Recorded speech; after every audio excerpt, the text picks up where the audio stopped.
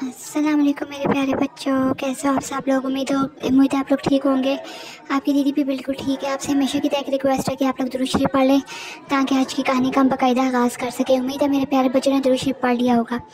आपसे एक और रिक्वेस्ट भी है कि आप लोग रोज़ाना 5 वक्त की नमाज़, कुरान पाक की तिलावत तर्जुमे के साथ किया करें। 5 वक्त की नमाज़ पढ़ा करें जिसमें फजर, ज़ोहर, असर, मगरिब, इशा शामिल हैं।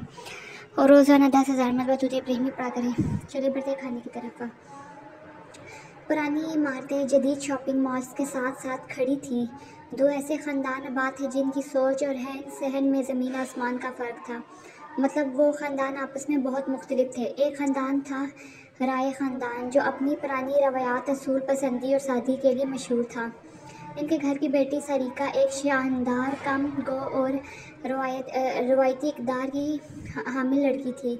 सरीका को मेहंदी की पेचीदगियाँ, डिज़ाइन, देसी गीत और ख़ानदानी रस्म और रिवाज से गहरा लगाव और पसंद था। दूसरा ख़ानदान था मेहरा ख़ानदान, जो अपनी जद्दत, मॉडर्निज़म और अपनी जदीद सोच, खुले दिल और आज़ाद ख्याल के लिए जाना जाता था। इनकी बेटी प्रिया एक फैशनेबल, बेबाक और मगरबी तहज़ीब से मुतासिर लड़की थी।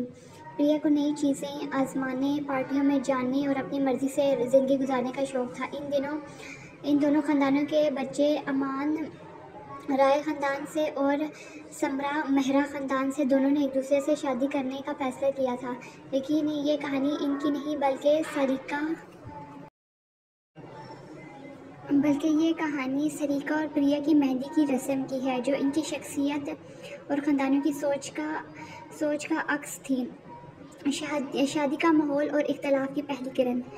अमान और प्रिया की शादी तय पा गई। ये दोनों ख़ानदानों के लिए खुशी का मौका था, लेकिन साथ ही एक पोशीदा टकराव भी मौजूद था। राय ख़ानदान शादी को रवायती शान शौकत से करना चाहते थे, जबकि मेरा ख़ानदान इसे जदीद और मॉडर्न अंदाज में मनाना चाहते थे। दोनों ख़ानदानों ने शादी को 2 हिस्सों में तकसीम करने का फैसला किया, एक रवायती अंदाज में और दूसरा जदीद अंदाज में।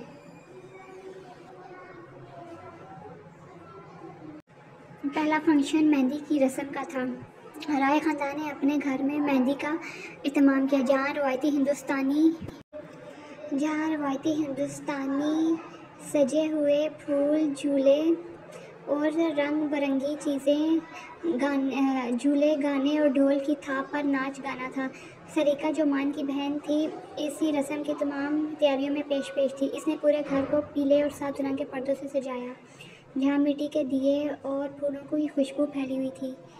सरीका खुद बहुत खूबसूरत लग रही थी। इसने एक सुनहरी और सुर्ख रंग का रवायती लहंगा पहना हुआ था, जिस पर कढ़ाई का काम किया गया था। इसके बालों में गुलाब के फूल लगे हुए थे और चेहरे पर एक सादगी भरी मुस्कुराहट थी। वो खुद भी मेहंदी लगवाने के लिए तैयार बैठी थी। एक महारत याफ्ता मेहंदी लगाने वाली खातून इसके हाथों पर पेचीदा और रवायती डिज़ाइन बना रही थी, जिसमें मोर और बेल बूटे शामिल थे।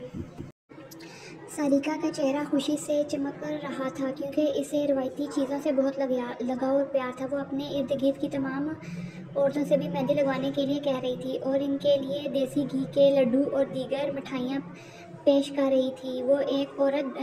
वहाँ एक औरत ढोलक बजा रही थी और दूसरी लोग गीत गा रही थी, यानी जो उनके इलाके का गीत था वो गा रही थी। माहौल में एक खालिस हिंदुस्तानी सकाफत का रक्स छाया हुआ था।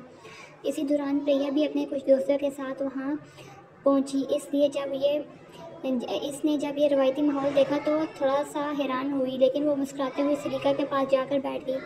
प्रिया की मेहंदी जदीद स्टाइल का इजहार। प्रिया ने मेहंदी के लिए कोई रवायती लिबास नहीं पहना था, बल्कि मॉडर्न कपड़ों में ही आई थी। लेकिन फिर इसने देखा कि इसका अपना हिंदुस्तानी लिबास कितना अच्छा है और सब लोग कितने खूबसूरत और अच्छे मालूम हो रहे हैं।